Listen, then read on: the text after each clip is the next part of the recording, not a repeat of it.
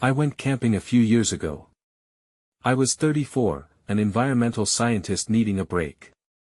My life was chaotic from work and family issues.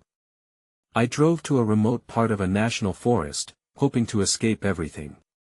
I liked being alone in nature, so I set up my tent near a quiet lake surrounded by towering pines. It was the perfect place to relax. The first day was calming. I sat by the shore, listening to the sounds of the woods. Birds chirped, and a gentle breeze moved the trees. But that night, things took a turn. I heard rustling noises coming from the bushes. It was louder than the usual sounds of animals. I thought it must be a deer or a raccoon. Curious, I got up to check. That's when I found an old backpack hidden behind some branches. It looked worn, with rusted zippers and faded fabric. My first thought was to leave it there, but curiosity got the best of me.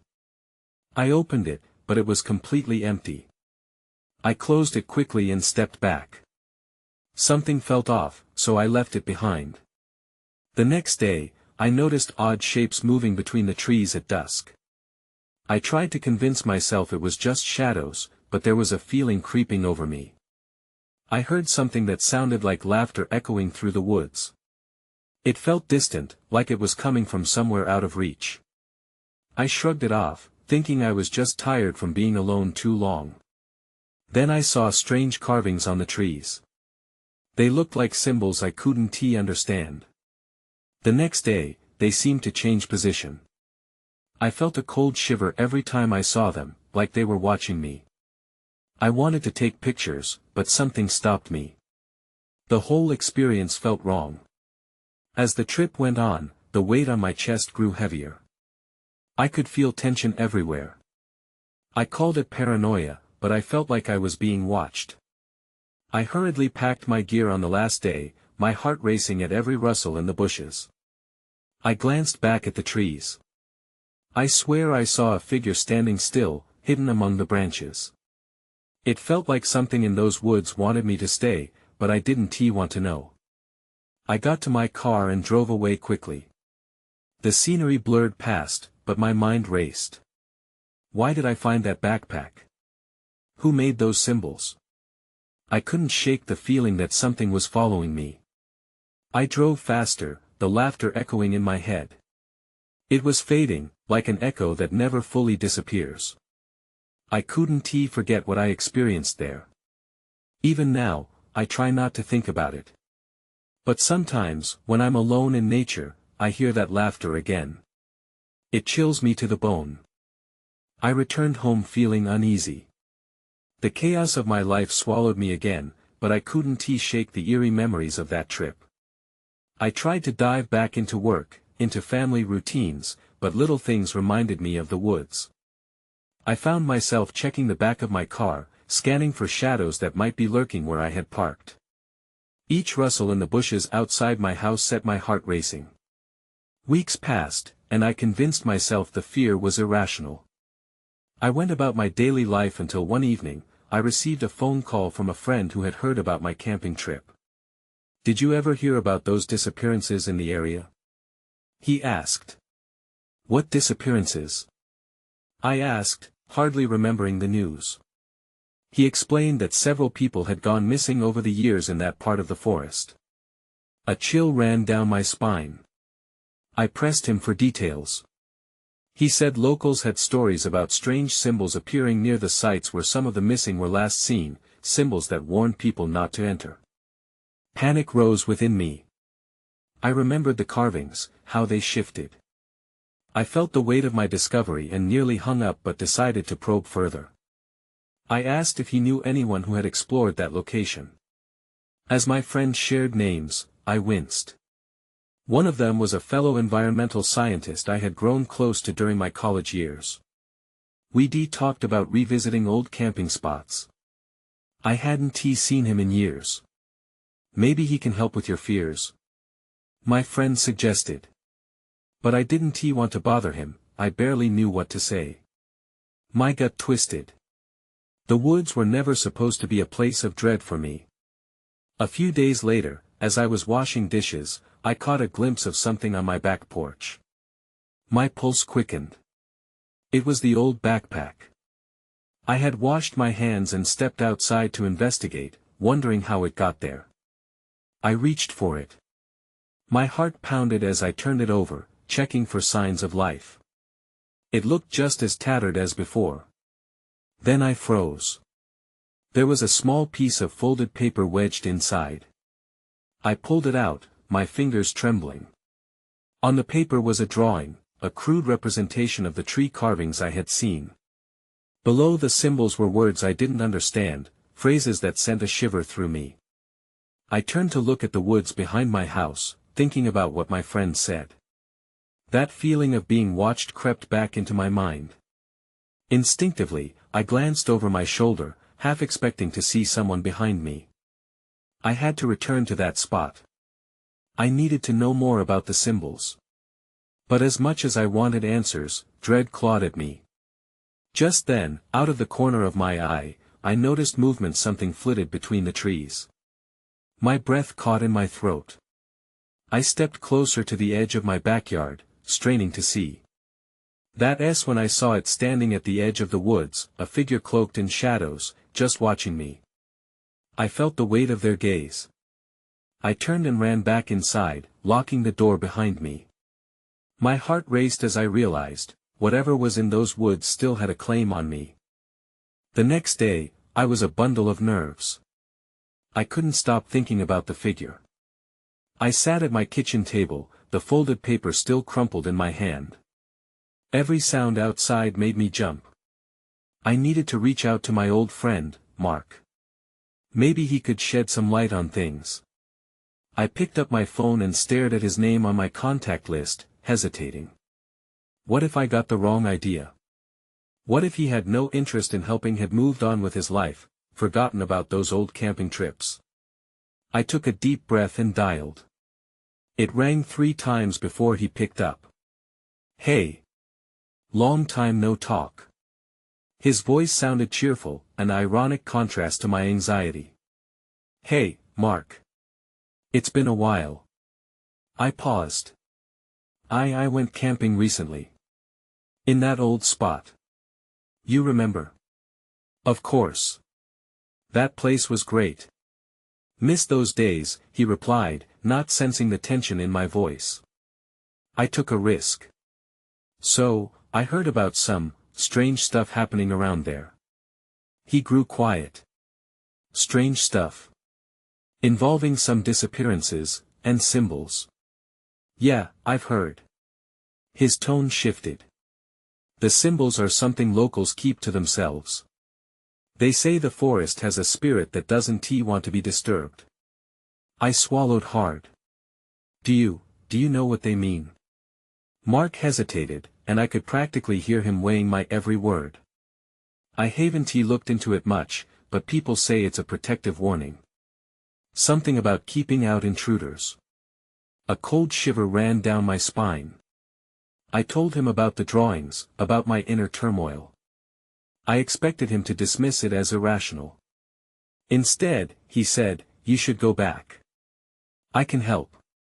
A sense of relief washed over me. I agreed to meet him the next Saturday, just days away.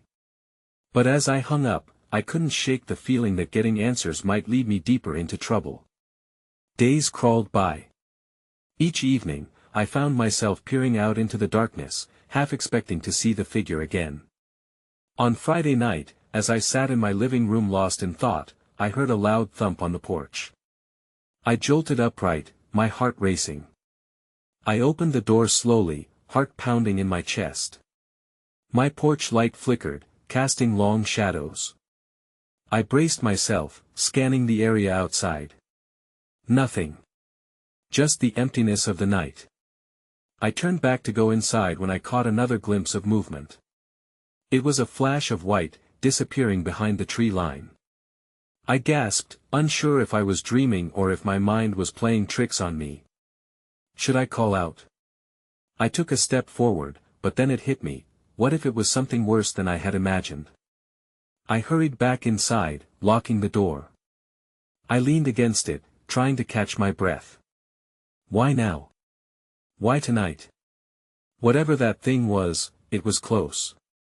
Suddenly, my phone buzzed on the table.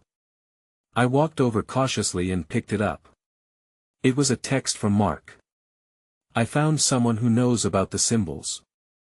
Meet me at the edge of the woods tomorrow at 10 a.m. Don't go in alone.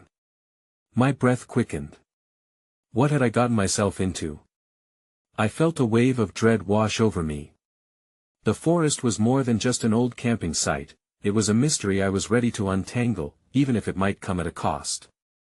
But the tone of Mark's message hinted at something I hadn't considered. The urgency in his words sent an electric jolt of unease through me. I wasn't sure what awaited me there. But there was no turning back now. The morning arrived too quickly. I barely slept, and my stomach twisted with anxiety as I made my way to the woods. The air hung heavy with fog, and the trees loomed like watchful sentinels. Each step felt deliberate and cautious. I clutched my phone tightly, half expecting another text from Mark that might ease my nerves. When I reached the edge of the woods, Mark was already there, leaning against a tree, arms crossed. He looked different, more serious, maybe even worried. "Hey, thanks for coming," he said, straightening up. "Of course. You said you found someone?" I asked. "Yeah, his name is Eli. He's lived around here forever. If anyone knows about the symbols, it's him." As we stepped into the forest, I felt a sense of dread wash over me.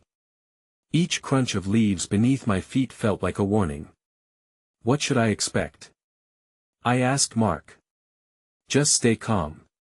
Eli isn't dangerous." "He's just odd," he replied, glancing nervously around.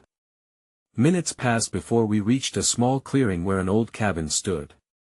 It looked like it was barely hanging on, vines creeping up its sides as if trying to reclaim it. I felt an instinctual urge to turn back when a figure emerged from the shadows. Eli was an older man with deep lines on his face and wild, unkempt hair. He studied us with sharp eyes that seemed to pierce right through me. "You're here about the symbols," he said, sounding more like a statement than a question. "Yeah," I replied, a knot forming in my throat. "Do you know what they mean?" Eli nodded slowly. "They're a warning. They mark a boundary. You don't want to cross it, or the forest will take notice." I looked at Mark, and he appeared just as confused. "What does that mean?" I pressed. "Those who enter in search of answers are often answered with silence, or worse." Eli's gaze drifted into the trees, and I followed. The shadows seemed to shift, almost like figures blending into the darkness. "What do you mean by worse?" Mark asked, his voice low. Eli ignored him. Instead, he pointed to a nearby tree. "Look closely." I stepped closer, and my heart raced. Carved into the bark was a symbol, a twirling design that resembled a spiral, similar to the one I had seen before. That's not just a symbol, it has history. People have gone missing, you see. They come here, curious, restless, and they vanish, he whispered, his voice carrying the weight of countless tales. Before I could respond, I heard a rustling from behind me. I turned, feeling the hairs on my neck stand up. There it was, the white figure from my porch watching from a distance, just beyond the trees. I felt my breath hitch. "Did you see that?" I stammered, pointing. Mark turned, but by the time he glanced back, there was nothing. Just the dense underbrush swaying gently in the wind. "You shouldn't linger here," Eli said, urgency creeping into his voice. "There are things in this forest that don't want to be disturbed." My mind raced. Was the figure part of this warning? I exchanged a look with Mark, and understanding passed between us. We needed to leave. "Wait!" I shouted, turning back to Eli. "What do we do if we've already crossed that line?" But Eli's expression was unreadable. He simply shook his head, his gaze again far away, deep in thought. Then came the sound, a low growl, vibrating through the trees. It was so close, I felt it in my bones. I turned on my heel, ready to run. Everything inside me screamed that we had to get out before it was too late. I grabbed Mark's arm, and we bolted back through the trees. But as we ran, I could feel the forest itself shifting behind us, watching, waiting. And that figure? It wasn't gone. It was out there following us. I didn't know what I had started, but I could feel the threat looming over us like a dark cloud. As we stumbled back towards the edge of the woods, I couldn't shake the feeling that this was just the beginning. We burst through the underbrush, gasping for breath as we approached the edge of the woods. I couldn't shake the feeling that something was right behind us, lurking just out of sight. The growl echoed in my ears, and I pushed myself to run faster. Mark stumbled slightly, but I grabbed his arm, urging him to keep going. As we broke free from the trees, I glanced back quickly. All I could see was the forest standing silent and still, as if mocking our panic. I looked around, searching for some sign of the figure. Nothing.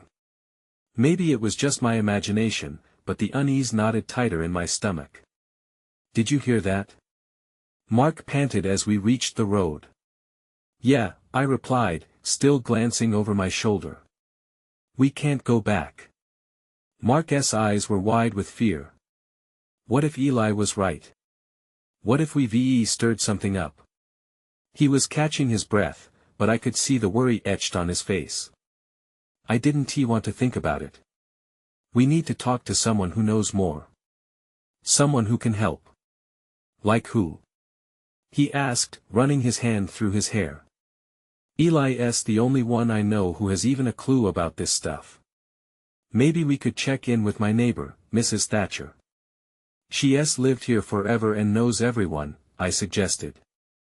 It wasn't a solid plan, but desperation drove my words. Reluctantly, Mark nodded. "Fine, let us go." We hurried to my house, and I fumbled with my keys, my hands still shaking. Once inside, I slammed the door shut, trying to catch my breath. Silence enveloped us, and I felt the tension relax just a bit. "Okay, let us check if she's home," I said, leading the way to the back door that led to her yard. The sun was low in the sky, casting an orange glow over everything. I knocked on her back door with a nervous energy. The minutes stretched, feeling like hours. Just as I was about to turn away, the door creaked open, revealing Mrs. Thatcher's frail figure. "Hello, dear. What brings you over?" she asked, her voice trembling slightly with age. "We need your help, Mrs. Thatcher," I blurted. "It's about the woods and we saw something strange," Mark interjected, his voice shaky. "We think it might be dangerous." Her expression shifted, darkening. "You shouldn't have gone into the woods, children. Not with the night coming soon." "Why?" I demanded, urgency bubbling in me. "What do you know?" She hesitated for a moment, her eyes flickering with a memory. "There are things in those woods, things that feed on curiosity and fear. You must be careful where you tread." Before I could ask for more, the sound of a low growl echoed through the yard, chilling me to the bone. It wasn't far, maybe just beyond the trees. "Did you hear that?" I gasped, looking at Mark. His eyes were wide as he nodded. "It's close," he muttered, backing away, pulling me with him. Mrs. Thatcher's face paled as she took a step back. "You need to leave. Now." We backed away slowly, feeling the weight of her words. But just as we turned to run, something dropped from the trees, a white figure with the same haunting outline that had watched us before, right there in her yard. It stood still, its eyes boring into us. Then everything went dark. When I opened my eyes, I was back in my living room. The daylight poured in through the window, but it felt wrong, like a dream that didn't quite fit together. My heart raced, and I pushed myself up, looking around in a panic. "Mark!" I called out, but the room was empty. The door to the backyard stood ajar. I jumped to my feet and rushed outside, the urgency coursing through me. Mark! I shouted again, but the only response was the rustle of the trees in the wind. I stumbled into the yard, my senses on high alert. The eerie quiet was overwhelming. Where had he gone? I took a few steps toward the woods. A part of me wanted to run, escape whatever was lurking, but I couldn't just leave him. It felt like the trees themselves were watching me, their twisted branches reaching out like claws. Then I noticed something on the ground, a piece of fabric, torn and dirty. It looked like it belonged to Mark's jacket. I picked it up, heart pounding. Mark? I whispered, feeling the weight of dread settle over me. My mind raced with possibilities. What if he was in trouble? What if that thing from the woods had gotten him? With shaky hands, I took a deep breath and moved closer to the edge of the tree line. I didn't want to go back into those woods alone, but I had no choice. I was terrified of what I'd find, but I was even more afraid of what would happen if I didn't try. As I stepped into the shadows, the atmosphere shifted. The innocence of daylight gave way to a thick gloom, and the air felt charged, like before an electric storm. I pushed through the underbrush, heart pounding in my chest. Mark! I shouted again, but my voice felt swallowed by the darkness. The only sound was the rustle of leaves and the distant echo of the growl I'd heard earlier. Fear gripped me, but I pressed on. I couldn't turn back. Then I heard a sound behind me, a snap of a twig followed by a soft grunt. I whipped around, eyes wide. Who's there? My voice trembled, but I forced myself to stand still. From the thicket emerged that same white figure, its outline clearer now. But it wasn't the only thing there. Growing closer behind it was something else, a darker shadow moving with a slow, deliberate pace. My throat went dry. Suddenly, the first figure screeched a horrifying sound that struck right at my core. It was as if it was warning me. Without thinking, I turned and ran deeper into the woods, branches slapping against me as I sped away. Mark! Where are you? I screamed, pushing through the trees, desperation fueling my flight. Then, I stumbled into a small clearing and froze. To my right, a flicker of movement caught my eye. It was Mark, crouched against a tree, fear etched across his face. Relief flooded through me. Thank God! I gasped, rushing to him. But he didn't look like he'd come back from the same place I had. They're coming, he said, his voice barely above a whisper. We need to go. Now. Before I could respond, I heard a guttural growl echoing through the trees, louder this time, closer. The dreadful realization sunk in, we weren't alone, and whatever was hunting us was just getting started.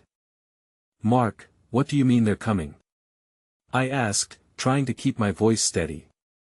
The growl ricocheted in my ears, the very air vibrating with it. He looked up at me, his eyes wide and frantic. There's something out there, he said breathlessly. I saw it, just behind the trees. We can't stay here. I grabbed his arm, adrenaline coursing through me. Then let us go. Which way?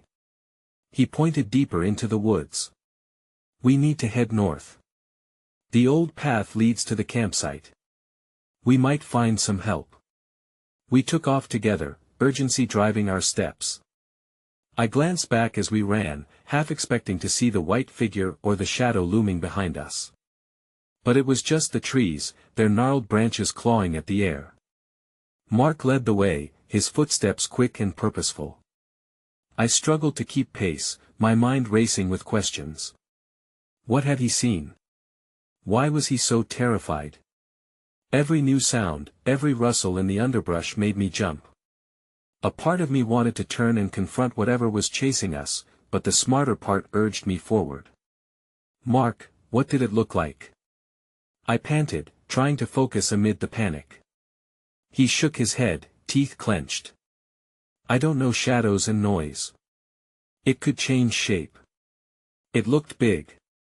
We moved further along the path, the sounds of the forest seeming to close in around us as the growling echoed again. Each time it came, it felt like it was right behind us. Just as I was about to ask Mark to push on, we both stopped dead in our tracks.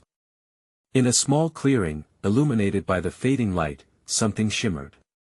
At first, I thought it was just the reflection of the sun on the leaves, but as I moved closer, I froze. It was a mirror, cracked and buried among the brush. I reached out, my fingers brushing against its surface. "Don't touch it!" Mark shouted, pulling me back. "That could be cursed, or worse." His words sent a chill down my spine. My pulse quickened. "What do you mean?" "I've heard stories," he started, but the growl came again, louder. It was closer and more aggressive this time. "Enough stories, Mark. We need to keep moving," I urged, dragging him away from the mirror. But as we began to run again, I glanced back. In the reflection, I saw a dark figure stepping from the trees.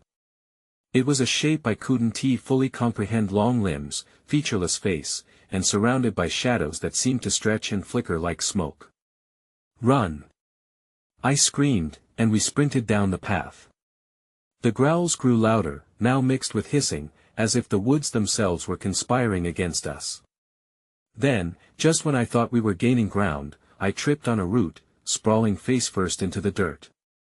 I scrambled to get up, panic flooding my senses. But something grabbed my ankle, icy and unyielding. "Mark!" I screamed, feeling a jolt of terror. He turned back, horror on his face, but there was nowhere for me to go. "I can't hold on," he shouted, reaching for me. His eyes darted around, and I could see he was just as scared as I was. Then everything went dark.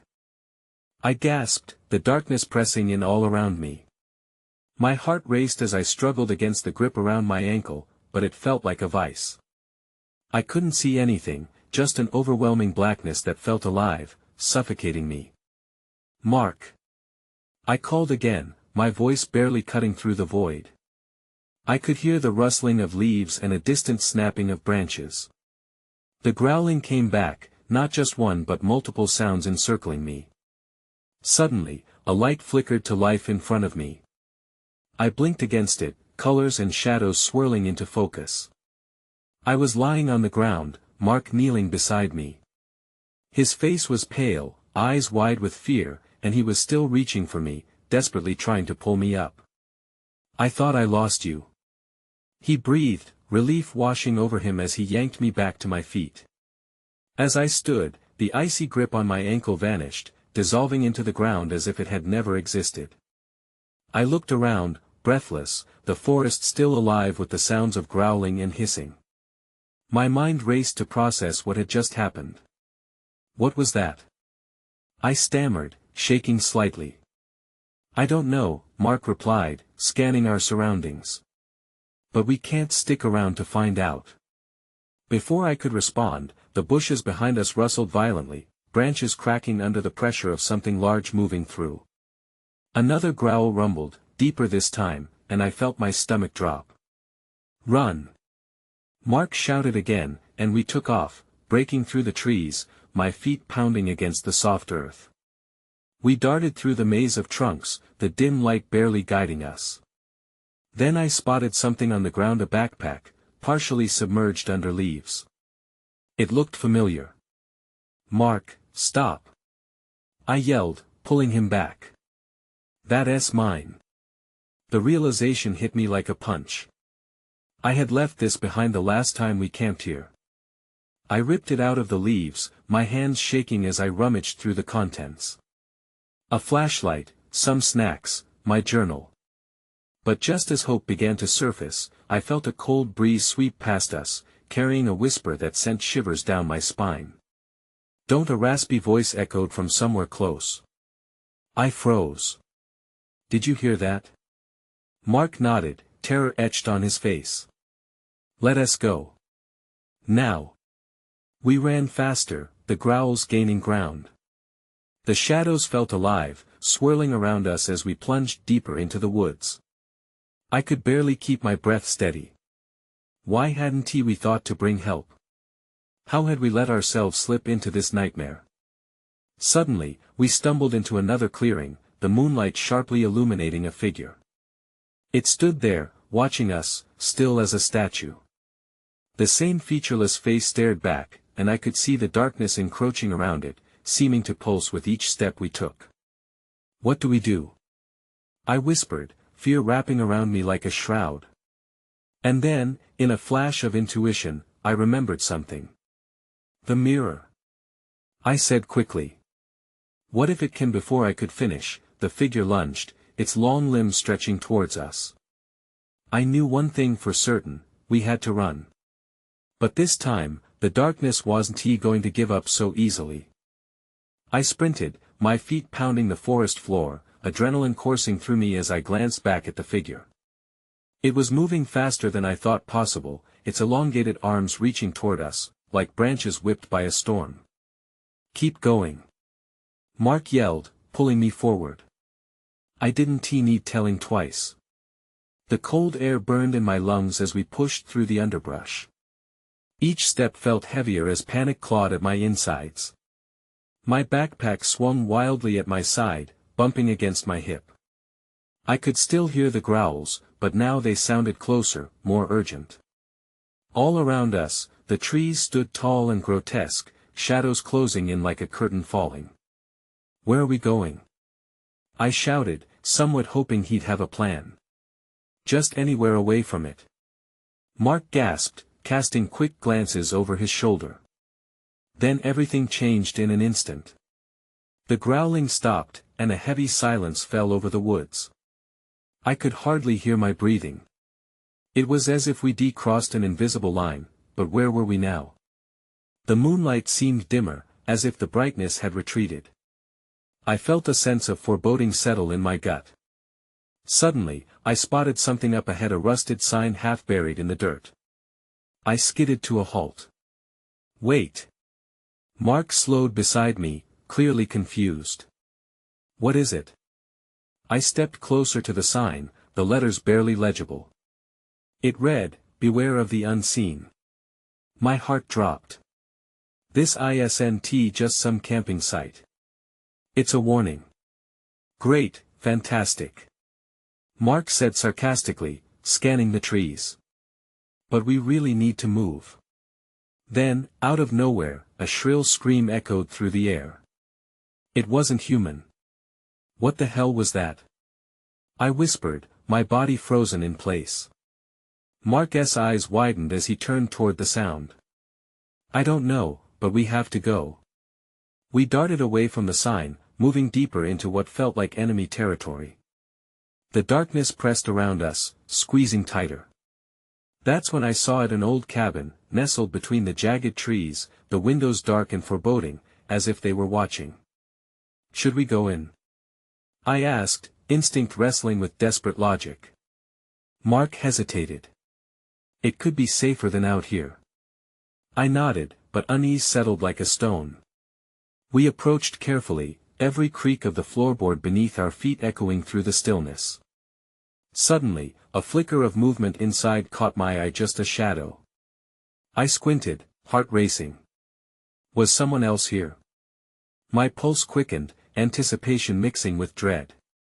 As we peered through a cracked window, I noticed something incredible, a large mirror hanging on the wall, framed in ornate, dark wood. "Maybe it can," I began, my heart pounding with the same thought. But before we could formulate a plan, a deep voice rasped through the silence, "You shouldn't have come." I jumped back, colliding with Mark as we both stumbled in shock. "What was that?" I breathed, fear back at the forefront. Mark's eyes were wide. "Whatever it is, it knows we're here." The walls felt closer, the cabin more confining. Suddenly, a chill swept through, snuffing out what little hope remained. There was no way out now. "Not safe," the voice echoed again, growing louder, reverberating like thunder in the small space. And then it hit me, the mirror. "Mark! We have to look into the mirror." Before I could explain, the darkness coiled around us. I felt it, the weight of many eyes on me, and a terror so acute it was suffocating. We don't have time. Mark cried, pulling me toward the door. But the ground shook, and a blinding light erupted from the mirror, illuminating the shadows. Everything went dark again, but this time, I felt a pull, a draw to the unknown behind the reflection. I hesitated, torn between fear and the promise of answers. And just as I stepped closer, I heard the words that chilled me to the bone. You won. Escaped this time. I woke up not in the cabin, but in a clearing bathed in an ominous twilight. I blinked against the dimness, the air still and echoing with whispers that curled like smoke around me. Panic surged again, a fleeting sense of safety vanished. Mark? My voice was hoarse, cracking like dry leaves. Nothing answered. The deafening silence felt weighty, as if the forest itself was holding its breath, waiting. I scanned the area, heart pounding. I was alone. The ancient trees loomed like sentinels, their twisted trunks and gnarled branches forming a cage of shadows. I felt the memory of the growl vibrating in my bones, and the haunting laughter filtered back into my mind. Had we escaped? Or was this more a trap than the darkness before? Then, across the clearing, I spotted it. The old backpack, my backpack, lay haphazardly against a tree. I staggered forward, a mix of relief and dread washing over me. Reaching down, I rifled through its contents in a frenzied search for anything familiar: my flashlight, snacks, and the small journal, pages yellowed and worn. But the most unsettling item was the piece of paper I'd folded within, covered in those cryptic symbols Eli had warned us about. They seemed to pulse with an energy of their own. Please, let this lead me to him, I muttered, clutching the journal like a lifeline. I turned to scan the perimeter of the clearing. Where was Mark? The sun had dipped further, casting longer shadows, and the chill in the air crawled against my skin. My heart raced as the whispers grew louder, seeming to originate from the tree line, as if they were beckoning me or warning me. Desperation clawed at me. I couldn't do this alone. I took a shaky breath and began to chant the symbols under my breath, recalling Eli's words about the forest's spirit, a protective force that kept intruders at bay. Had I angered it? The forest responded, the air crackling with tension. Shadows shifted, flickering and diving in and out of view, tantalizing me with glimpses of movement. A chill washed over me as I felt something behind, an unseen presence creeping closer. I bit my lip, forcing back my fear, and yelled, "Mark! If you can hear me, please!" Suddenly, a figure burst from the tree line. My heart leaped into my throat. But as it came into view, my stomach dropped. It wasn't Mark. It was Eli, his face gaunt, eyes wide with a frantic urgency. "Run!" he bellowed, voice cracking as though he were fighting against something unseen. "You have to leave now." "Where's Mark?" I yelled, searching his face for a clue. "He's caught." In Eli's voice cut off as a deep growl erupted from the woods, and I felt icy fingers wrap around my heart. He glanced towards the forest. "They're coming. Whatever is after you, it thrives on fear. Don't let it feed." With that, Eli turned, urging me to do the same. I didn't hesitate, I sprinted behind him, guided by instinct as the growl faded into the hum of the woods. I felt the presence, whatever had been stalking us, lurking in the shadows. Every nerve in my body screamed to flee, but my thoughts were tangled in questions. Was Mark still captured by the forest? Did that thing have him? The trees loomed closer, their shapes menacing, as I stumbled over roots and uneven ground. I had to find Mark, I couldn't leave him behind. Break free of this place. My mind was a cacophony of fear and determination. We reached a further clearing, one I hadn't seen before. The moonlight shimmered distraughtly, illuminating a circle of trees draped in white vines that pulsed in the wind, like they were drawing life from the darkness around them. But right in the center, glinting almost angelically, was the cracked mirror. "It's a portal!" Eli exclaimed desperately. "We can use it to escape." But what if it led to something worse? Doubt flickered like a candle flame. What if it takes us somewhere, where we still can't find Mark? Do you have a better idea? Eli shot back, casting nervous glances over his shoulder. I hesitated for a moment longer before stepping toward the mirror, feeling a strange pull at my very core. It beckoned me.